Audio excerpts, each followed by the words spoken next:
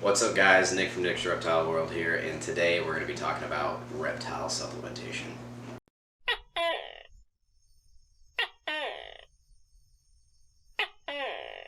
So for this video, I'm going to be splitting it up into two separate categories, one being essential and one being non-essential. So right off the bat, we're going to be talking about our general use stuff. So right here I have a dechlorinating agent for water. That is essential for any and all reptiles because you do not always know what's inside of the water that you are getting from the faucet. This one specifically is the ZooMed ReptiSafe Instant Terrarium Water Conditioner. It provides essential electrolytes and nutrients for your reptiles to actually absorb into their skin while they're basking or they are soaking in some water. Second thing I want to talk about is the Wipeout One Spray. This is also by ZooMed. It is a animal safe disinfectant and cleaning agent. Also, it deodorizes as well. I use this in all my enclosures, all my terrariums, all my aquariums. It's just all around great and it's safe for your animals. You don't want to be putting any sort of chemicals or anything that could be harmful to your animal in there when you're trying to clean out their enclosure. Now that covers our general use essential items. Now for the next part, all these supplements are not going to be falling under the general part of the essential supplementation items. The reason for that would be because each one of these serves a different purpose and is more beneficial for different types of reptiles and or amphibians based off of what the item is. Right here I have 3 different types of calcium from 3 different suppliers. First one is Riptide Calcium. This is from ZooMed. This is with D3. When it comes to calcium, it's a supplement that's great for animals that have a known history of metabolic bone disease. So for those animals that have trouble processing calcium throughout their body, applying this to their feeders, whatever you feed the animal. The second one I want to talk about is the Fluker's Reptile Calcium with vitamin D3. This one is flavored with strawberry and banana powder. This is actually really good for those reptiles. This is the one that I would use if I were trying to coat, say, insects to give to crested geckos or any of the New Caledonian geckos that are omnivorous. Realistically, any omnivorous reptile in general. The third one I want to talk about is Rapashi Superfoods Calcium Plus. This is a vitamin and a calcium supplement. They also do sell a straight calcium supplement if I'm not mistaken. The only time I would ever say go with a calcium powder that does have vitamins in it is if you choose not to give your reptiles multivitamins, which we will go over in a couple seconds here. When you get something like this, if you look at the ingredients, usually unlike the Reptile Zoo calcium, this stuff usually is supplemented with a bunch of other items that are beneficial to animals across the board as well. So the next thing I want to talk about is the nature-made Super B complex. Yes, I know these are vitamins that are made for humans, but for animals, B vitamins are almost essential to having a long and happy life.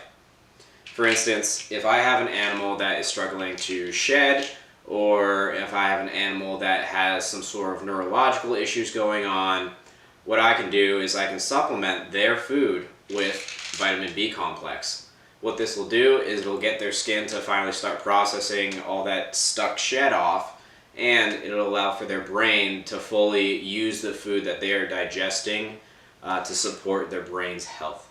But it's great for animals that are struggling to shed, and it's great for animals with neurological disorders such as the spider ball python. The fifth item I want to talk to you guys about is the Exoterra Multivitamin. Now this is a multivitamin powder, much like the calcium powders.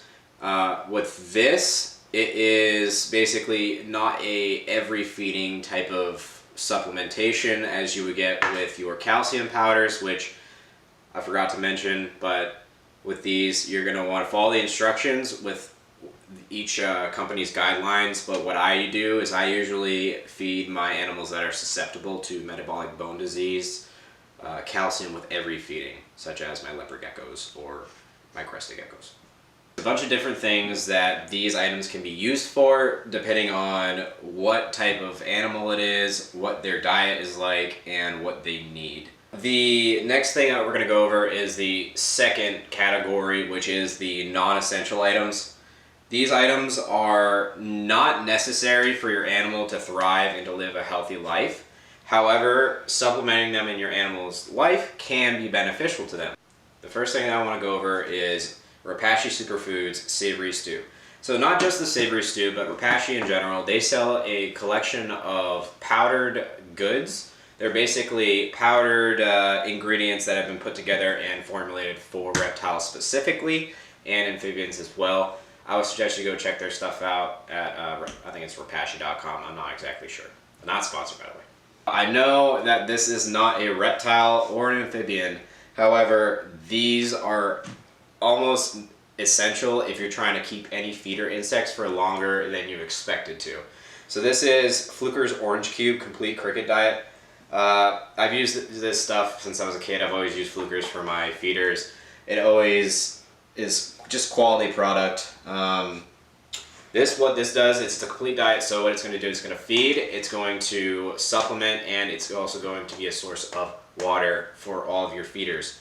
I've used this for more than just crickets. I've used it on dibia roaches, I've used it on mealworms, I've used it on orange-headed cockroaches, bunch of other feeders I've used this on, and honestly, it's worked perfectly. Great gut loading, great supplement.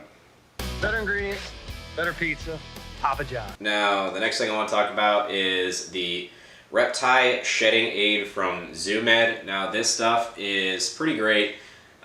This helps with any stuck sheds. I use it in conjunction with my B vitamins to kind of have like a super concoction of just a fast, easy, safe, healthy way to get their sheds off if they're struggling at all. It's not necessary because if you have, the correct environment for your animal, then they shouldn't have any issues. However, sometimes, even with perfect conditions, animals can have issues with their sheds.